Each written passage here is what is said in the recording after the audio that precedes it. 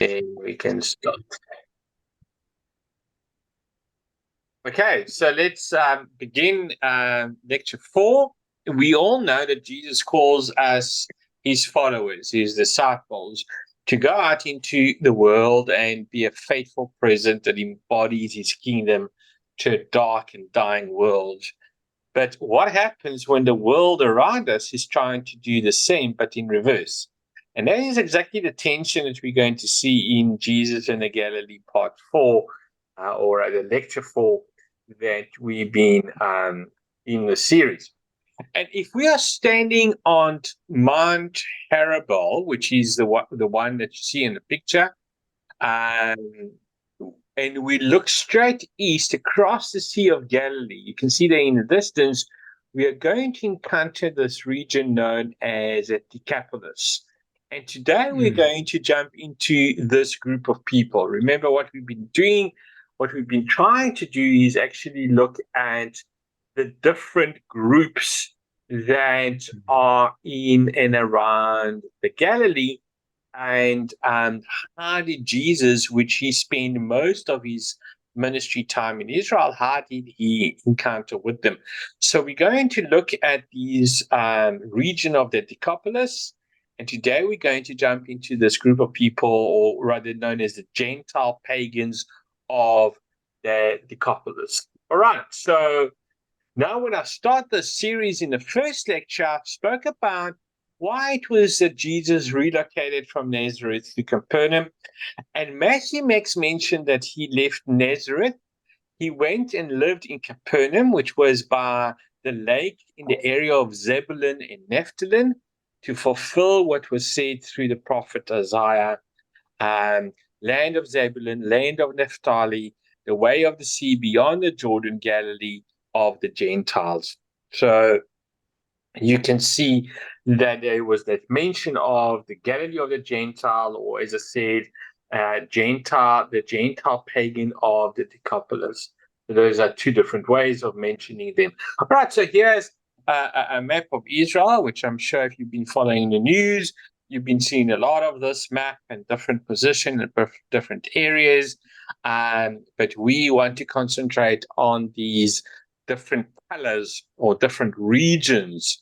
The Decapolis is this massive area in the southeast of Israel. Sorry, I just needed to let 2 more people in the Sea of Galilee, and there is a spot here where it juts west across the Jordan River, and we'll talk about that in just a moment. But if you were to look at almost like a political map of the Sea of Galilee, you get something like this, that all this area in the red over there is Galilee, and it's ruled by Herod Antipas.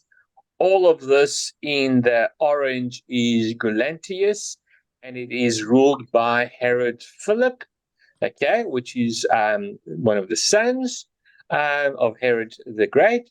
And then the light green that you can see there is at Decapolis, and you get this big Decapolis cities on the shorelines that we are going to talk about. So we're going to focus tonight on the southeast side of the Sea of Galilee, the Decapolis. All right, so here are some pictures of this city, Gerasea, or one across west of the Jordan River, or the Skytopolis, which we're going to talk about also. And this is a picture of what Scopolis looks like today, but the Decapolis, just as a combination of these two Greek words, first deca, which means 10, and polis, which means city. So it's a league of 10 cities.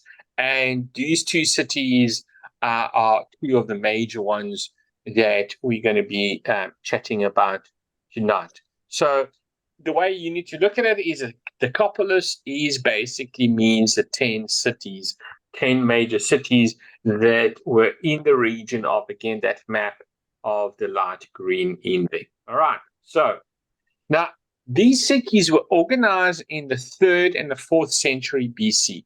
And you need to think of them in terms of the Big Ten Conference because it swells away beyond 10 cities. In fact, we don't even really know for sure how many cities were eventually on it. What all those cities were, you can find some historical list here and there, but it starts out as these 10 cities that are planted in the heart of the land of Israel to be almost like a Greek colony, a microcosm, a showcase of Hellenism and Greek culture in the land of Israel. And by the time Jesus is on the scene, Rome is in charge, and Rome has kept this Decapolis area intact because Rome had some vested interest in that Decapolis, being what a Decapolis was. As I mentioned this in the first lecture of the series, that wherever the Romans are, that's where the money is. So the Romans want this area of the Decapolis here because of these lucrative trade routes that are running through the land bridge of Israel, as we spoke about in previous lectures. And we will look at in this map again. You can see some of the trade routes, the orange, the red line, the blue line, the purple line, and the brown line.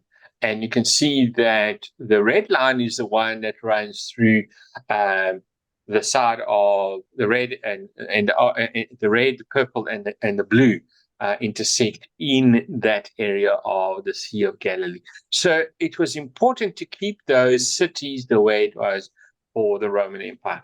So you got this international coastal highway, and then you've got this Transjordanian highway, and the easiest place to connect those two is right here through the region of the Decapolis, so that the Romans could then siphon all that wealth out towards the port cities and back towards Rome.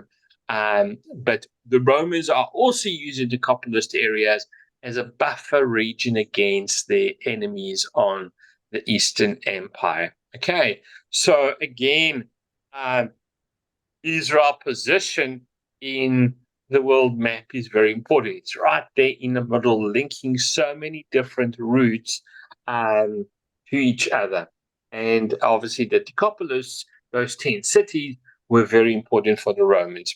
So you have the Parthians to the east, and Rome never actually conquered the Parthians. They had the Nabateans to the south, which in 106 AD, the Romans will finally conquer the Nabateans. But at the same time of Jesus, that's not the case. So the Decapolis is sort of a buffer area, but more than anything else, in the Roman mind, these Decapolis cities, which have a ton of autonomy, who report to Roman governors in Damascus, this acts to be a showcase, almost like a trumpet for Greek, Roman, and Hellenistic value and culture.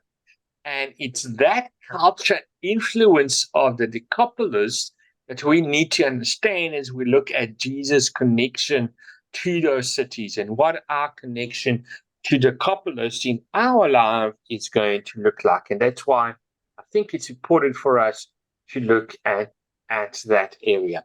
Biblical scholar Paul Wright, you've heard me mention him a few times, defines Hellenism this way. He says Hellenism was an all-encompassing way of life, a package of thought and behavior that defined one's view of oneself, one's views of others, and the world of the divine.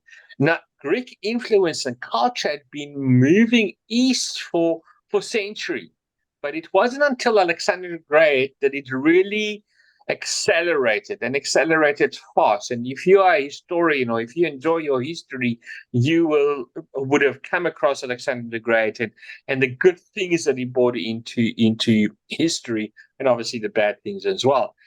And that's because Alexandria is born at a time where Greek culture and influence are really, really flourishing. I mean, Alexandria learned from Aristotle. It was just a moment in history when the Greeks felt that they had really refined their thinking, that they had a better way of seeing the world than the rest of the world. And they almost felt the sense of responsibility, a kind of a culture imperialism, that they needed to go share that better view of the world with everyone. In fact, you see this come through in this quote from Epictetus, where he says, "Our city, Athens, has so much surpassed the rest of mankind in thought and in speech that her students have become the teachers of the rest of the world." Very arrogant statement, but that's the way they saw it. And that is exactly what Alexander the Great does. And so as he sweeps through and ends up conquering one of the largest empires the world has ever known, he embeds this Hellenistic culture everywhere he goes. And he does it in a number of ways. Okay. So here's a picture of artist rendering of Alexander the Great. The first thing is language. Everywhere he goes, he brings the Greek language. In much the same way that English in our world is a language of commerce in many ways, Greek became the primary language in the ancient world. And this connected between languages, culture is very, very important. In fact, there is this lovely quote by a novelist called Khalid Hosseini, and he says, if culture was a house, then language was the key to the front door and to all the rooms inside. And that's a really nice quote. So language was the first thing. So you have language that is naming what we talk about and how we talk about, then you're already making a massive influence on the people around you. And so language was one of the primary ways Alexander the Great did this. Religion, everywhere Alexander the Conquered, he was bringing temples. He was building temples. He was bringing Greek religion. He was also always kind of savvy about incorporating elements of the local religion cultures that he encountered into the Greek culture. And so you begin to see this kind of mixing, this religious synchronism all through this empire. And you can even see the influence of Hellenism on even on us, on modern day, the life that we and the way we think and the way we operate, and arts and literature and so on and so on. But he does this also through education. So language, religion, education. So everywhere he goes, he's going to build gymnasiums, and gymnasiums were a place where young men, they would do physical activity, but primarily they are there to learn from philosophers, from poets, from astronomers, mathematicians. I mean, it's just going to become the place where they learn that Greek worldview, that refined way of seeing and understanding themselves, others, and the world of the divine. Alexander is going to take athletes everywhere he goes. He's going to build stadiums. He's going to build hyperdromes. He's going to embed this idea of individuals and competition. And actually, it's in the stadiums where these athletes who are completely in the nude begin to represent the ideal image of human body as well. And that's why a lot of modern days medicine derives its beginning and understanding of the human body and the muscle and structure of the skeleton and all that kind of stuff, all the way back to this. So this was one of the things: language, religion, education, and then culture. This is cultural. This is Hellenism to the core. And then, of course, whenever Alexander goes, it's entertainment as well. There are going to be Greek theaters, because if you want to introduce new ideas to culture, you do it through story, you do it through comedy. If you can get people to laugh at it, you can get them to consider it. If you can get them to consider it, then you might be able to get them to adopt it. And this is our world. And that's the way it's influenced. Now, Eugene Peterson described this Greek culture this way. He says, the Greeks were not content with conquering militarily. They were crusaders. They were leaders for a way of life marked by intelligence and beauty and pleasure. They were aggressive. They were persistent. They were passionate. They were persuasive, and they were highly successful in the way that they were doing it. And we know from history how Hellenism has infiltrated so many places and has influenced so many places even to today. So in a way, they were very successful. So one of the first thing we need to understand about the mentality of these pagan or decapolists that Jesus came across them is that they are cultural crusaders. Now, I want you to think that you are a young Jewish boy or girl, and all you know from the other side of the Sea of Galilee is these little towns like Chorazin, or these little fishing villages like Bethesda, and then you follow Jesus across the sea and you encounter this mountaintop, this town called Hippos, or Susita, that sits right on the Sea of Galilee. So this is now on the eastern side of the Sea of Galilee.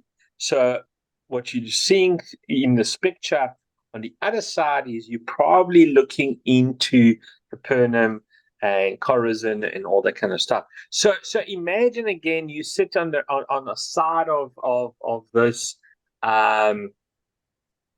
Sorry, let me just, there you go. You're sitting on the side of these towns and you encounter this mountaintop called Hippos that sits on the right on the Sea of Galilee. And every night from your childhood, you have looked out across the water and you've seen this big, beautiful city light. Looked out across the water and you've seen this big light shining in the sky, lighting out the sky. And you come here and you just see all the Roman culture, all the Hellenism on full display. I mean, it would have been absolutely awe-inspiring, isn't it? Okay. And in fact, when Jesus in the Sermon on the Mount uses the expression, "You are the light of the world, a city on a hill cannot be hidden," his listeners would have immediately thought of the Hippos, because that's exactly what it was. Or if you were to travel further inland to the town of Gerasa, I mean, look at these streets. They are big, wide, broad streets with colonnades on the side of the street where there were shops. I mean, this is nothing like the little towns that you know as a Jewish boy. And again, when Jesus makes mention in Matthew chapter 7, enter through the narrow gate, for wide is the gate and broad is the road that leads to destruction, and many enter through it. I think that again, the listeners, the followers are going to be thinking about the Decapolis cities. And this is another picture of Gerasa to just give you an idea of the sheer size and scale of the city. And underneath the Scatopolis, with all this kind of stuff that was going there, with again that you get the main road in the middle there, and to the side you get entrances to the theater and the hippodromes and all of that. Those are all excavations that were found around the Sea of Galilee. That if you go to Israel, if you blessed to have a good guide, they will take you to some of these ruins, and hopefully do some teaching with you. So it's really critical to understand that for followers of Jesus who came across the sea to encounter this, it's massive, it's stunning. It's like a kid from a country that has never seen New York City for the first time, and it's cultural that is deep, alluring, and profound, essential. I remember the first night that we came out, we had to stay in Hillbrow in Johannesburg. And if any of you know Johannesburg and Hillbrow of today is nothing like it was then. And I remember, I mean, the lights and the cars and the hustle and bustle at 9 o'clock at night, and the bikers and all that kind of stuff. I mean, I was a small child, but it was enticing. It was alluring, and you can imagine for a Jewish boy, you grew up in nothing but those little towns, coming across this with Jesus as Jesus crosses to the other side. Any questions? Any comments so far?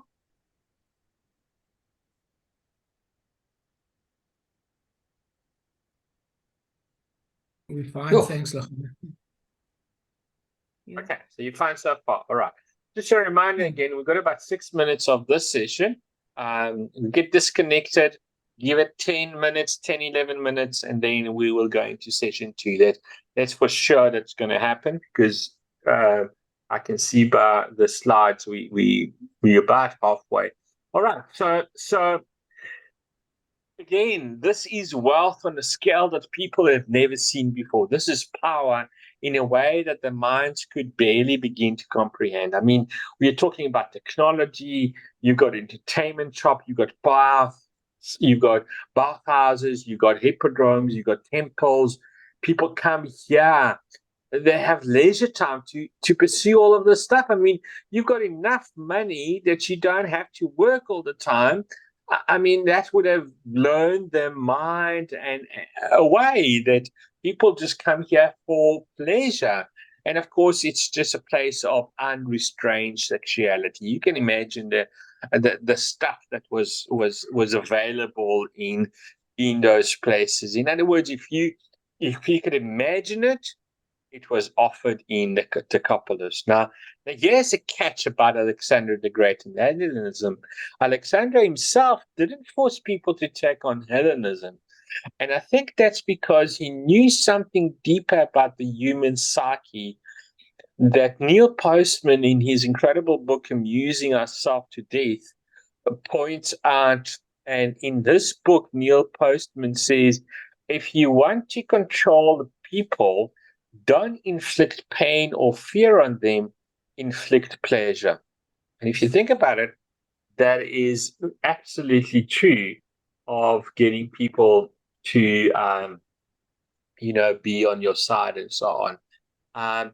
Because if you create a culture that caters to their desires, people will willingly enslave themselves to that culture. I mean, you don't really need to convince them otherwise.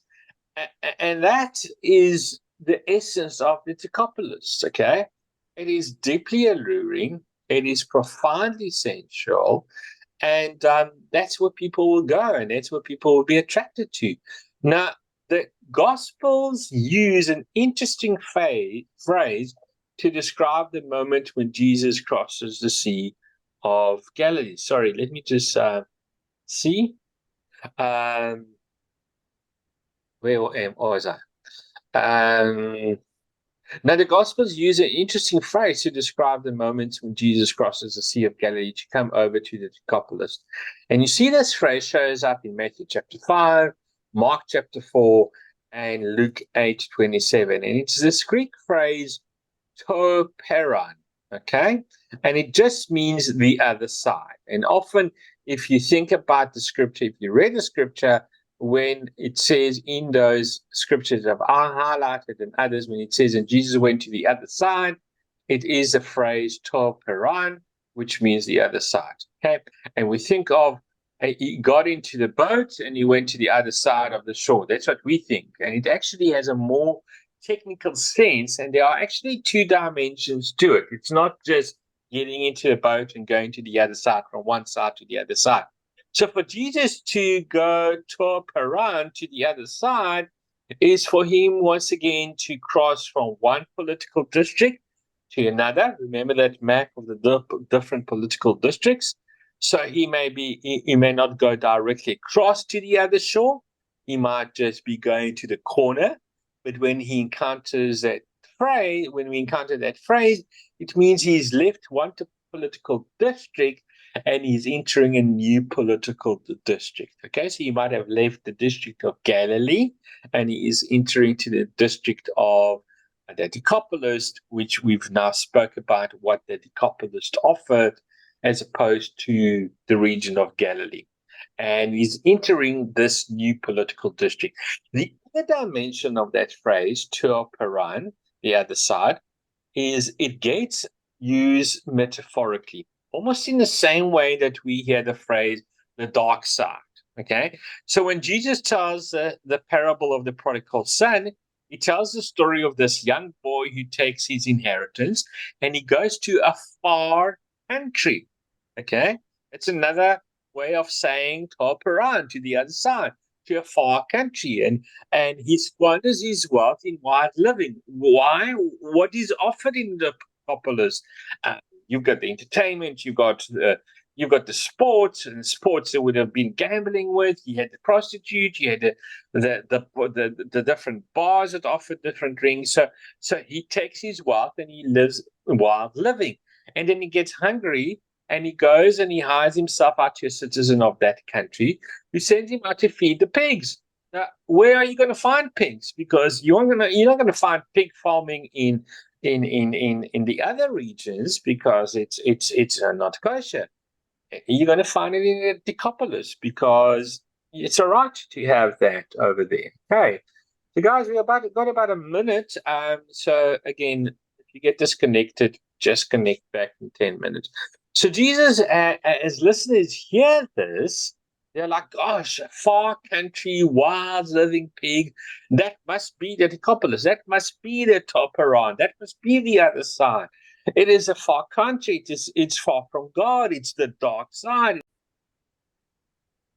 Okay, so guys, are you with me with regards to what I'm trying to explain to you about the Decapolis, about this other side? Are you understanding what I'm saying, and how different it will look to your disciples who grew up in nothing but the small towns? Very much so. Yeah, that's Okay, so yeah, we can understand that. Yeah. Ray van der Laan had a very good take on that as well. Yes. Talking about on his series about redemption. Yes. And the reaction of the disciples, or pondering on the reaction of the disciples when he said, let's go over to the other side. Yes. They'd want to stay here. It's easy. Yeah. Absolutely. And everyone is in agreement with you, but the other side was something different. Yeah. No, absolutely. And I mean, they were youngsters, so the Yes. temptation would have been great. Yeah. All right, let's carry on. So as we said, it's a faraway country. It's far from God. It's a dark side. In fact, a group of scholars who wrote this fantastic book, A Visual Guide to Gospel Events, simply said going to the other side was nothing less than crossing enemy lines into the realm of Satan. Okay? I mean, this is booming language to describe what Jesus is doing. But here's the thing. Jesus goes there. Jesus goes to the other side, not once, not twice, a few times. And we see that in a couple of these stories. And he comes to this place of Gergesa, okay? And Gergesa, if you look at this picture, you're looking towards the sea from the mountainside, and you can see in the distance there, jetting into the Sea of Galilee, will be that town Gersa. And here's what you can see of Gersa today, is that at Gersa, and by the way, there's a really good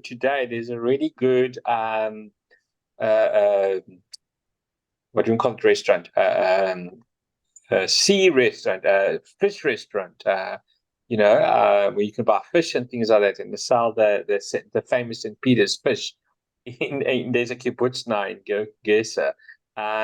But in this picture, not far from there, along the shorelines of the Sea of Galilee, where he encounters a demon-possessed man. Remember that story? He lives among the tombs, and you can see the tombs on the side of the mountain there. And he's going to cast out these demon named legions, and the demons are going to go into this herd of pigs. So we know we are in the Decapolis because we have pig farming again, and then the pigs are going to run down a steep hill into the sea. And it seems like this is most likely the spot for that to have taken place. And as a matter of fact, there's a place for tourists to come there because in Israel, when you think this is the place, then a lot of commercial stuff happens. And as I said, there's a good seafood restaurant there, and that greenery that you see now is a part of this kibbutz that's there. So this could be likely the spot where the story of the possessed man and that went into pigs were. And we don't have the time to go into all of the contextual details of the story, but we can see how this, among many other stories, have taken place in the Decapolis. And what I want you to see is just this really simple detail that after Jesus heals these demon-possessed men in the Decapolis, we read this. He says, and Jesus was getting into the boat. The man who had been demon-possessed begged him to go with him. In other words, he wants to go with Jesus now back into, not the Decapolis, to the other side. The other side is the side of that is controlled by the Jews and so on. But Jesus did not let him, but said, go home to your family and tell them how much the Lord has done for you and how he has had mercy on you. So the men went away and began to tell in the Decapolis. So here's the mention of the actual place, how much Jesus had done for him. And all of the people were amazed. And 3 chapters later, we find Jesus back in the Decapolis, where he's been teaching in the wilderness for 3 days, and there are 4,000 people from the Decapolis there. Well, how did they get there? More likely, it's because this man came back and told them about what Jesus did, and these people were hungry for some things. Came and found Jesus, and they were willing to be with him for 3 days. And Jesus is going to recreate this miracle of the multiplication of bread. And he's already fed 5,000 over on the other side of the Sea of Galilee. Now he's feeding 4,000 so on the other side on the Decapolis. So we can see the ministry of Jesus, not just to the Jews, but to the Gentiles as well. And of course, there were Romans in there were Greek Hellenistics in there were some Jews, half Jews, and so on. We're all in the Decapolis doing what you do in the Decapolis, I guess what you do in the Decapolis stays in the Decapolis, sort of like what you do in Las Vegas stays in Las Vegas, isn't it? Now, he's in the Decapolis, and he's going to feed those 4,000 Gentiles. But I just think that what you can see in these 2 stories is, yes, this may be a pagan Gentile group of cultural crusaders, as we said, but these are cultural crusaders who were spiritually starving. Okay? And I think sometimes we forget that there is a poverty of wealth, that you can have it all. You can have things, you can have money, you can have the good life, and yet there's still something missing deep in your bones. And they see that in Jesus, and they want it. And of course, the question for those of us who follow Jesus to the other side, to the dark places of our world, is that as we do that, who's influencing who? Okay, who's influencing who? I mean, this is a part of the heartbreaking story of the people of Israel, isn't it? Is that God raised up for himself a nation of people and says, I want you to go into your world, right? And I want you to be my representative there in this world. And I do. And the hearts are led astray by the very cultures that they're being sent to transform. So there is no doubt that, like Jesus said, we are called to be salt and light in a dark and decayed world. But we've also got to be mindful that as we go about that, influence is always a 2-way street.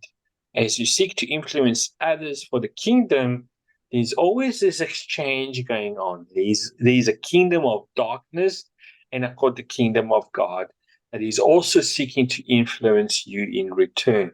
And there's this constant tension between the good and the bad. And so my thought for us tonight, as we ponder, what does it look like to follow Jesus into the Decapolis? As yes, we have to steward our influence.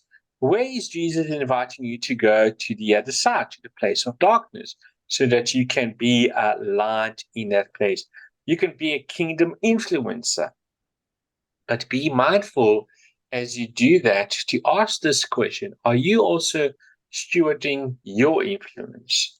Are you aware of the way that you are being influenced in those very cultures that you are meaning to transform? Because it's sometimes very difficult to absorb your influence or to choose them. So are you curating and interrogating the ways the culture that you inhabit are influencing you? And by the way, missionaries, if a missionary belongs to a good missionary organization, they will tell you that every 7 years in a mission field, you have to return back to home base. And that is exactly it. So that you don't allow the culture that you've got there to influence, that you don't allow that culture to influence you as a missionary. A question: are you wisely discerning the way the culture you inhabit are influencing you for better or for worse? And yeah, there you have it. This is the pagan or the decapolis. These are people who are culture crusaders, but who are spiritually starving for the kingdom that's an offer in Jesus. And as we go into a world to be that life-giving presence, we got to be aware of the two-way street that influences. So as you go and become salt and light in the dark and decaying world this week, maybe you should ask yourself these questions. And these are questions that the questions that are put above, or these questions to discuss. What is the biggest takeaway from this teaching? What are some of the ways you feel that the cultural crusading of the world around you, the wealthy pagan or the capitalists were spiritually hungry for life, for the life that Jesus had to offer? How do you see the poverty of wealth in the cultures around you? Name one or two specific ways that you're being intentional about influencing the culture about you. And a culture doesn't necessarily have to be a different culture. It can be in your workplace, it can be in your neighborhood, it can be where you are living, that you are surrounded by cultures. It helps think about work culture, school culture, family culture, neighborhood culture, global consumer culture, etc. So it doesn't necessarily have to be a different culture to you. But what are one or two specific ways you are being influenced by the cultures around you? And what's the difference between absorbing your influence and choosing them? And here's some places that I've got some of the material. And if you are able to get that for further studies, that would be great. Right, so next week, lecture 5, as an itinerant rabbi with disciples, Jesus was dependent on the hospitality and generosity of others. So who funded Jesus' ministry? The answer will make you chuckle and marvel at who God uses to advance his purpose in the world. But in order to find out who funded Jesus, we need to learn more about the wealthy city of Magdala. By the end of this lecture, I hope that you'll be inspired to be more intentional about using your gifts and resources that God has given you to advance his purpose here on earth. So there you go, guys. This is lecture 4 of Jesus interacting with these Gentiles on the other side. Anything you'd like to observe, to mention or question before we say goodnight? Micha, it's very Thank you, interesting. Micha. Your question, your suggestion that we look at the culture around us and see where we're being influenced, particularly with the wars that are going on around us and all the rhetoric that we hear from all sides, mostly the journalists, but they too have obviously got a culture from which they're coming. Absolutely. And it's just, yeah, how do we step aside and and see where the realities and what the truth is, and what would Jesus have us do. Yeah. Just so much. I think David told me last night there are 41 wars going on Around the world. It's hectic. Yeah. And your own country, I mean, Yeah. it's hectic. So yeah, how do we not get influenced? Yeah, exactly. But exactly it. You know, I started my call to worship on Sunday at my church by looking at the scripture from Isaiah chapter 9. For to us a child is born. He will be a wonderful counselor, Prince of Peace, Shalom. And there was a prophecy from Isaiah about Jesus, but how apt is it for now that needs to be, regardless if you're a Jew, regardless if you're an Arab, regardless if you're a Christian, you know, that prophecy of Jesus being the Prince of Peace, and at the end of the day, the only thing that is going to stop that is not eradicating the one or the other. You know, obviously the Israelis are acting out of anger, and you know, they're talking about, this is it, we are now going to wipe the Palestinians off the face of the earth. The Palestinians have been saying the same thing about the Jews and the Israelis for a long time. That's not the answer. The answer is peace. How can you know, at the end of the day, the Palestinians and the Israelis are brothers. If you take it all the way to biblical time, they are brothers. It's the two brothers of Jacob, the two sons of Jacob. You know, it's those two brothers who are fighting each other. You know, and if they only realize that, and I was saying to Tammy last night, that they eat the same food, the music sounds the same, they look the same. You know, there's so many similarities between those two brothers that if they look at the more things they've got in common that they don't have in common, then there will be that peace. You know, but it's easier said than done when there's all these things happening around you. And it's not just in that region, as you said, Carol, 41 wars around the world. The same thing is Ukraine and Russia. They are part of the same thing. You know, join hands but when politics gets involved and when human power or what need for power gets in the way, unfortunately, you know, that disappears. But very much so, the journalists are very much I guess, culture crusaders themselves. You know, they want to persuade you in the one way or another, whichever way they of the fence they are in. You know. Yeah. It's just interesting because we called not to be part of the culture, but to be transformed. By the renewing of minds. But the renewing of the mind, okay? But how does your mind get renewed? Is you get transformed by Jesus. Again, for those at the Hill, we spoke about the transformational knowledge of being a disciple, not just the knowledge about Jesus, but the transforming power of Jesus, as in having a relationship with Jesus. And that's what I think we need to keep in mind, that in whatever culture we're going into, whether it's a different culture, or work culture, or school culture, that by the mere fact that we have a relationship with Jesus should transform the surrounding around you.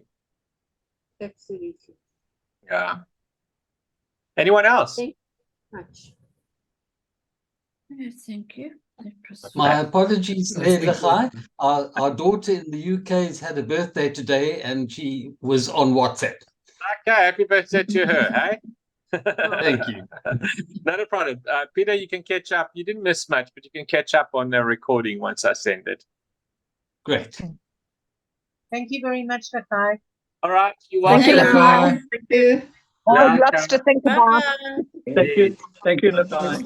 Thanks, Lechai. Bye.